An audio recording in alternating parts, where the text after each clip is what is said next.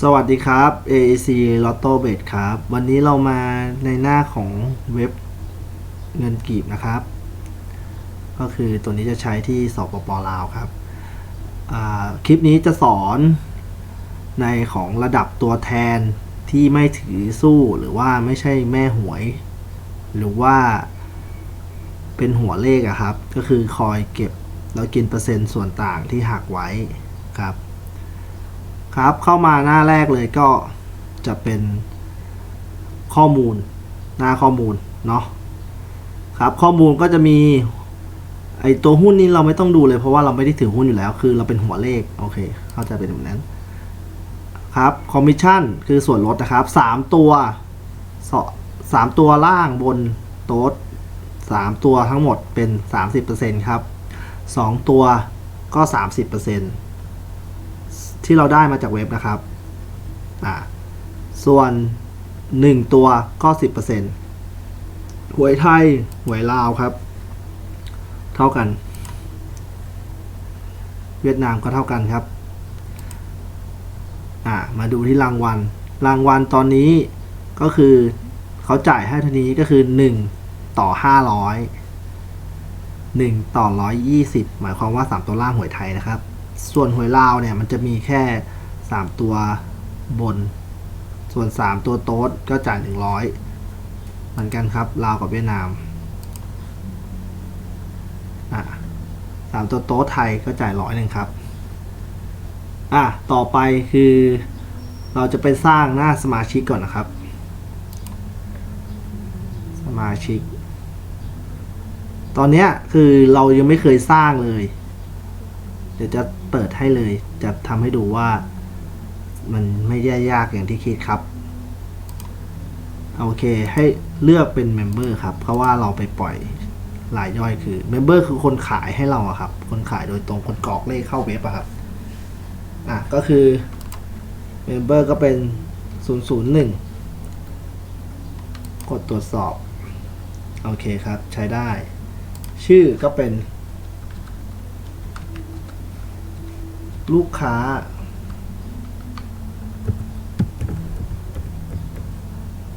คนที่1ครับเบอร์โทรอะไรก็ใส่ไปแต่รหัสอันนี้เราใส่ให้ลูกค้าไปก่อนแล้วเข้ารหัสครั้งแรกลูกค้าจะได้เปลี่ยนอยู่แล้วครับโอเคใส่เครดิตเข้าไปสมมติว่าลูกค้ามียอดให้เขาขายประมาณต่อวันก็ประมาณผมตีไป1,500,000แล้วกัน1,500,000ก็คือ1,500ครับเพราะว่าเครดิตเราจะคูณ 1,000 หวยเราจะคูณ 1,000 ทั้งหมดโอเคอัตราจ่ายปกติเท่าเดิมครับ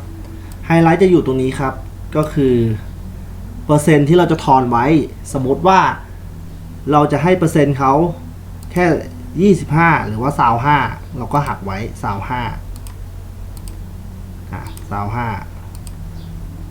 ส่วน2ตัวเป็นส่วนตึงตัวเราก็ให้เขาแค่ 8% เนี้ยสมมตินะครับอันนี้สมมติลูกค้าไปปรับเปลี่ยนเองได้ครับจะเปลี่ยน20ซาวหรือจะเปลี่ยนเป็น 15% อะไรได้หมดแล้วแต่ลูกค้าจะหักไว้คือส่วนต่าง 5% เนี่ยลูกค้าขายย่อยเนี่ยก็จะเข้ามาหาเราโอเคหุ้นไม่ต้องดูเลยครับเพราะว่าเราไม่ได้ถือหุ้นครับอัตราจ่ายของอันนี้ตรงเหมือนกันครับเปอร์เซ็นต์ตั้ง25ตั้ง25ตั้ง8ผมจะยึด25เป็นหลักนะเพราะว่าเราไม่รู้ว่าลูกค้าจะไปตั้งอะไรตัวหุ้นนี้ไม่ต้องดูครับมาดูโอเคครับหวยเวียดนามเหมือนกันครับ25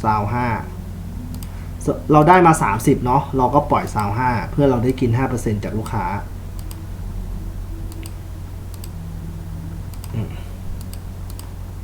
โอเคครบละลูกค้าคนที่1เสร็จแล้วครับกดบันทึกเสร็จแล้วไม่ถึง2นาทีแต่ต่อไปถ้าเราจะสร้างลูกค้าคนที่2หมายความว่าลูกค้าคนต่อไปแล้วมันเหมือนกันหมดเนี่ยมันก็จะเป็น25เหมือนกันหมดเนี่ยเราสร้างภายในไม่ถึง1นาที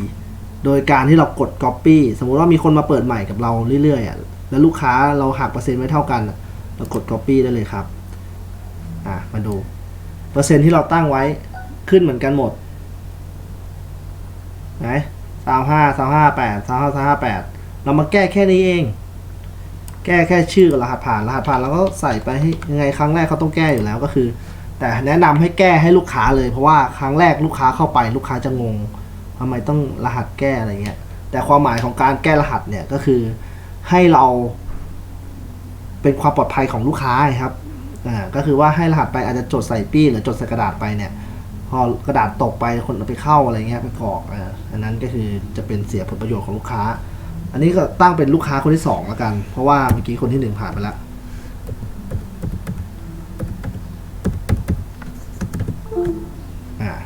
เครดิตก็1,500,000ก็คือ 1,500,000 1 ล้านก็คือ 1,000 ให้คูณ 1,000 นะครับ002ตรวจสอบโอเคเมื่อกี้001เสร็จแล้วครับแค่นี้ Member บันทึกเห็นไหมครับเราได้2คนละตอนนี้ต่อไปสมมุติว่าลูกค้าจะขายเองด้วยหมายความว่าทางลูกค้า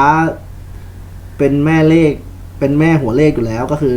อยากขายเองด้วยแล้วก็อยากปล่อยต่อด้วยก็ให้เพิ่มผู้ใช้แล้วก็ทำเหมือนกันเลยครับ003เลือกเป็น Member 003ก็เขียนว่าขายเอง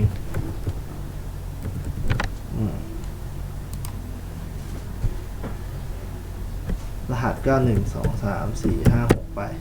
เราไปแก้เอาที่หลังตั้งเครดิตให้ตัวเองไปเลยอาจจะขาย3 ล้านกีบก็ใส่ไป 3,000ส่วนเปอร์เซ็นต์อะไรพวกนี้เราไม่ต้องไปแก้ก็ได้เพราะเราขายเองอยู่แล้วเราไม่ต้องทอนไว้แล้วเราจะได้เห็นว่าเราได้เท่าไหร่ต่อวันกดบันทึกได้เลยรหัสไม่ครบโอเคก็เท่านี้นะครับก็คือเปิดขายเองเราก็จะมาอธิบายต่อครับก็คือลูกค้าเนี่ยถ้าเขาไม่จ่ายเงินเราเนี่ยคือหน้าตัวนี้มันเป็นหน้าใหม่ไงมันจะดูไม่ออกถ้าเขาไม่จ่ายเงินเราให้เรากดปิดตัวนี้ได้มันจะปิดระงับไว้เขาก็จะเข้าไม่ได้จนกว่าเขาจะจ่ายเงินเราแล้วเราค่อยเปิดออกให้เขาโอเคเดี๋ยวเรามาดูยอดที่ลูกค้าค้างจ่ายอะไรนะว่าหน้าเคลียร์ยอดจะเป็นยังไงแล้วรายงานแต่ละหน้าจะเป็นยังไงเดี๋ยวผมจะเข้าให้ดู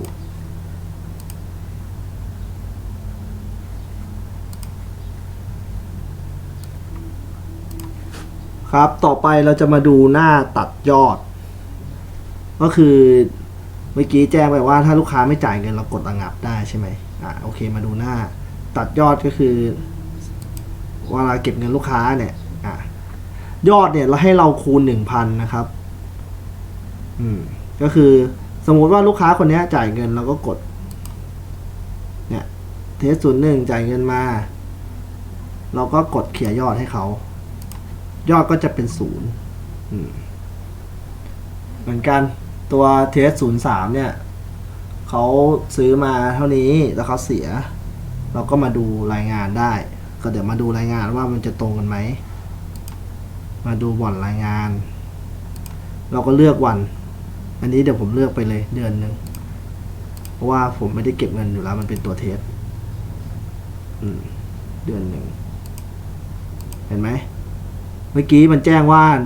108ก็คือ100.80ก็คือคูณ 1,000 ก็จะเป็น100,000กับอีก800กีบจริงไหมมาดูหน้าบอร์ดอะไรเงี้ยหน้าแจ้งยอดหน้าเขียนยอดเห็นไหมครับ100,000กับ800กีบโอเคคือเราจะดูรายงานวันไหนให้เราเลือกวันไหนถึงวันไหนอะไรเงี้ยครับดูได้หมด ยอดของเขาเข้ามาเท่านี้เขาได้เปอร์เซ็นต์เท่านี้ เขาได้เปอร์เซ็นต์เท่านี้คอมมิชชั่นส่วนลดของเขาเท่านี้ยอดที่เขาต้องส่งเท่านี้เห็นไหมคือง่ายๆเรามาดูแค่หน้านี้เลยหน้าเคลียร์ยอดเนี่ยมันก็จะเห็นทั้งหมดว่ายอดแต่ละค้าของแต่ละวันเนี่ยเท่าไหร่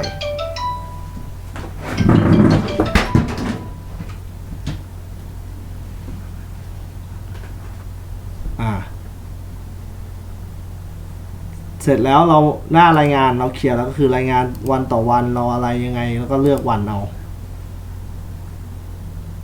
จำนวนเดิมพันครับก็คือวันนี้มีการซื้อเข้ามาแล้วเท่าไหร่หวยลาวหวยเวียดนามซื้อมาเท่าไหร่ก็จะมีรายละเอียดบอกให้หมดเลย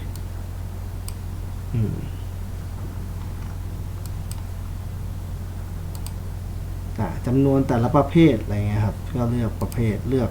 รายชื่อสมาชิกเนี่ยแทงอะไรมาบ้างเลือกหวยลาวมาวันนี้ยังไม่มีเลยเลือกหวยเวียดนามมาแล้วเลือกสมาชิก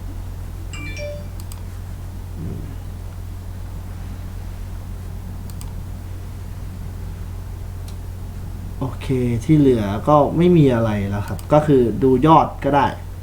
เนี่ยยอดวันนี้8 ตัวแทงมาละ8 ตัวเบอร์ละ10,000 5,000 กีบ5,000 กีบ5,000 กีบให้คูณ 1,000 นะครับยอดทั้งหมดให้คูณ 1,000เฉพาะเว็บเงินกีบนะครับต่อไปก็คือเนี่ยหน้าที่เราเปิด user เนี่ยเสร็จแล้วเราจะลองทดลองเข้าตัว user ที่เราเปิดไว้เมื่อกี้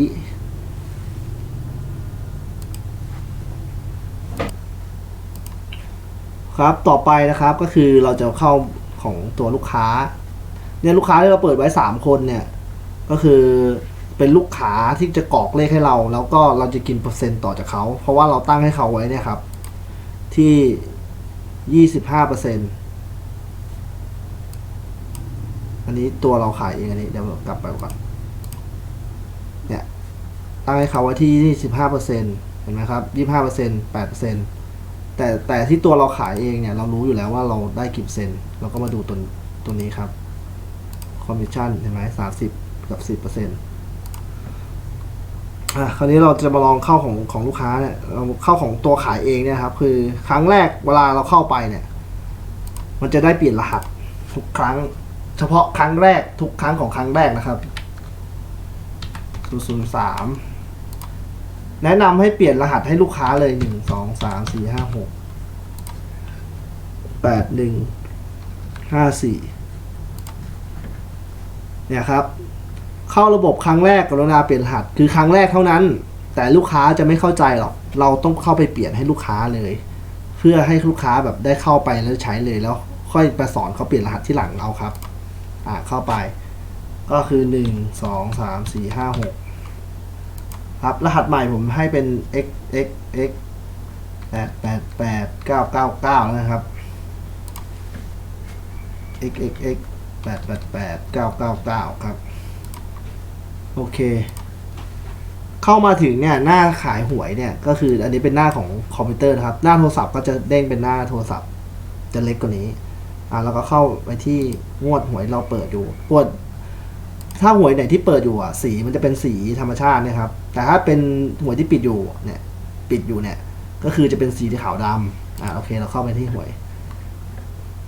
โอเคส่วนหน้าขายเนี่ยเดี๋ยวเรามีคลิปสอนต่างหากอยู่แล้วก็คือ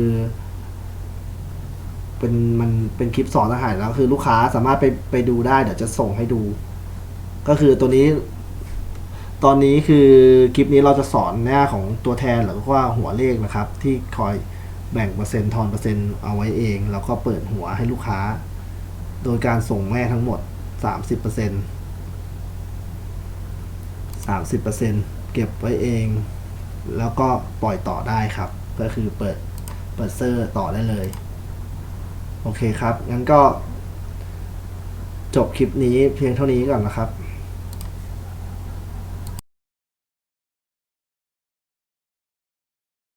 คลิปนี้จะมาสอนเรื่องการขายหวยของเราเนาะก็คือเข้าไปตามหวยที่เราต้องการก็คือหวยลาว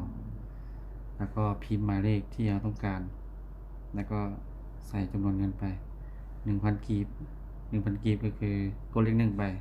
แล้วก็แล้วก็บันทึกต่อไปก็มาเลขต่อไปมันอีก2ตัวพันกีบก็กดเลข1ไปถ้าว่าจะใส่10,000 กีบก็ติ๊กใส่10บันทึกไปลงมาแล้วใส่มาเลขอีกต่อไปใส่ 2,000 กีบก็เลข2บันทึกใส่เลขอีก 2,000 กีบเลข2ไปบันทึกวันนี้เรามาเบิ่งมาเลขที่เราจะแทงเนาะก็คือตอนนี้บันทึกเข้ามาแล้วแต่ว่ายังบ่ได้แทงยังบ่ได้ซื้อตัวนี้ก็คือเฮามากดมันก่อนถึงบ่ถึกถ้าว่ามันบ่ถึกเนาะก็คือคลิกลบออกไปนะถ้าตัวนี้บ่มักบ่ถึกลบออกไปก็คือต่อไปก็เป็นยืนยันการแทงแม่นหมายถึงว่าต้องแทงแล้วซื้อแล้วตอนนี้เวลาซื้อไม่ได้ก็คือบ่สามารถยกเลิกไปได้แต่เวลาจะปิ้นมาเนี่ยก็คือมาเลือกตัวล่าสุดก็คือ2ตัวเมื่อกี้นี้ก็คือตัวนี้มันบินข้างหลังบินก้อนหน้านั่นก็กดปิ้นไปแล้วก็มากดปิ้นอีกแล้วกดเครื่องหมายปิ้นอีกมาละ